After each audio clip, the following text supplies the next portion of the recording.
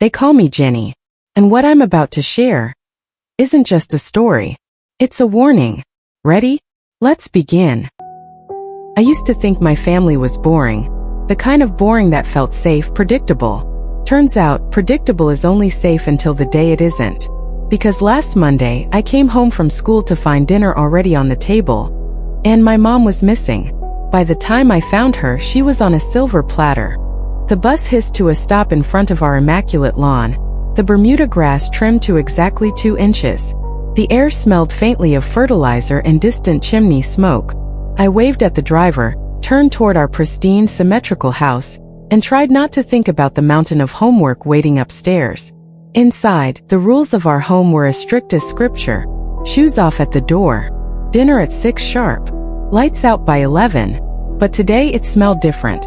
Onion, garlic, canned peas, and something else. A faint acrid sweetness beneath the normal smells, like burned sugar, rotting fruit, and something wet. Shoes off, my dad's voice called from the kitchen. He wasn't supposed to be home until 5:15, yet there he was stepping into view. Tie loose, collar half popped, hair damp with sweat, barefoot in a stained apron over his work suit. Dad? What are you doing home so early? I left early to make dinner, he said. His eyes looked wrong.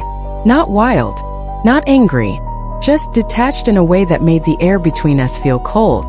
The table was already set for 2. Where's Mom? She's late. The word hit the air sharp like a slammed drawer.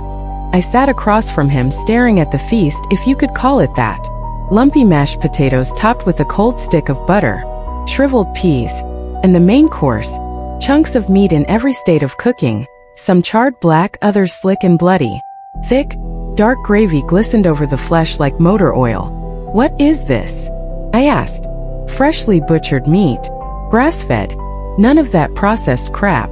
He tore into it with his hands, the skin of the sausages snapping between his teeth, tiny bones clicking in his mouth before he spat them onto the plate. I swallowed back bile. Seriously, Dad, what's going on? Your mother is leaving us, he said flatly. What? You guys never fight. She's gone, Billy. She's never coming back. The clock ticked. Loud. Unforgiving. Knock, knock, knock. He froze mid-bite. Grease ran down his chin and dripped onto the table. Another knock, louder. He stood in one fluid motion and drifted toward the door like something pulling him. The door creaked open, voices muffled and low, then slammed shut. Who was it? Christians, he muttered before stuffing more meat into his mouth. The sound came again. Knock, knock, knock. This time he slammed both fists on the table, the dishes rattling. He rose, grabbed something from the closet. I heard the faint metallic scrape of a bat, and stormed to the door. While he was gone, that strange smell returned, stronger now, curling into my nostrils. I followed it down the hallway. It led to my parents' bedroom, door closed. It was never closed. The knob turned under my trembling hand. The smell hit me first, hot copper, old rot, candle wax. And then I saw her. My mother's severed head, pale and waxy, resting on a silver platter. Blood-red candles burned on either side. Her gouged eyes lay neatly on her tongue. The carpet was already soaked, the blood seeping outward into a jagged, intricate symbol, like a pentagram, but threaded with smaller runes. I gagged and vomited, the sound loud in the stillness. An arm slammed the door shut. My dad's face was inches from mine, fresh blood streaked down his chin. Mother is resting, he hissed. I bolted to my room, slammed the door, and pressed my back against it. My breaths came in sharp bursts. Billy, his voice, calm and coaxing, drifted from the hallway.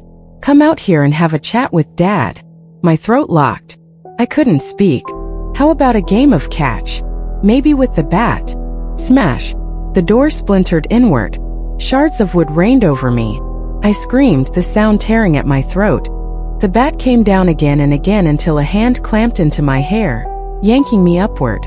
My scalp burned. My vision blurred. And then sirens. Faint at first, then louder. He froze. Released me. Ran. I heard the garage door groan open, tires screech out onto the street. I staggered outside expecting police. But it was an ambulance, paramedics rushing toward a bloodied man on the sidewalk, one of the Jehovah's Witnesses. The story spilled out later. Their first knock had been routine. My dad brushed them off. But one of them came back asking for change for a Coke. That was all it took for my father to explode, biting the man's nose clean off. The friend ran for help. The police came minutes later. By then my dad was gone. I live with my grandparents now. I stayed in the same school. People whispered, but I could live with whispers. Years passed. Life almost felt normal. But sometimes when things are going well, I feel the shadow of that day breathing on my neck. Where is he? Does he think of me? Why did he do it?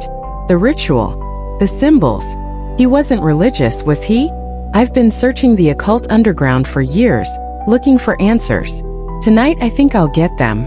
A group of Satanists has agreed to meet me. They're very interested in my story. They say tonight is my initiation, though I'm calling it something else in my head, infiltration, because I just want the truth.